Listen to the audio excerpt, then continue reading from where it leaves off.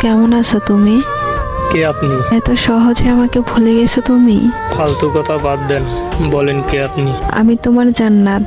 কোন জান্নাত? এক সময় তোমার জান ছিলাম, ওই জান্নাত আমি। সে তো অনেক আগেই মরে গেছে আমার কাছে। এত তাড়াতাড়ি মাটি দিয়ে দিলে আমাকে। সেও আমাকে জিন্দা লাশ বানিয়ে দিয়ে চলে গেছে। পরিস্থিতির কারণে সেটা হয়েছিল, আর কিছুই না। সবাই এ কথা বলে ছেড়ে যায়। পরিস্থিতি এটা তো শুধু একটা বাহানা। আমি কোনো বাহানা করি নাই, সব সত্যি, বিশ্বাস করো। যাই হোক না কেন, মেসেজ দিছেন কেন সেটা বলেন। একটা কথা বলার ছিল। জি বলেন। নতুন মানুষকে নিয়ে ভালোই সুখে আছো, তাই না? নতুন মানুষের প্রয়োজন হয়নি এখনো। তাহলে আগের মানুষটাকে তোমার জীবনে আবার নতুন করে গ্রহণ করে নাও। রাস্তা বন্ধ। একটু ভেবে চিন্তে কথা বলো। নতুন করে আর ভাবতে চাই না।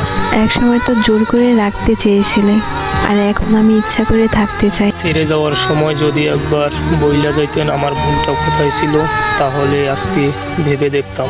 সেদিন ভুলটা আমারই ছিল, এখন বুঝতে পারতেছি। এতদিন পরে আবার ভুল বোঝার কারণ কি? জানো, সেদিনের পর থেকে আমি হাসতে ভুলে গেছি।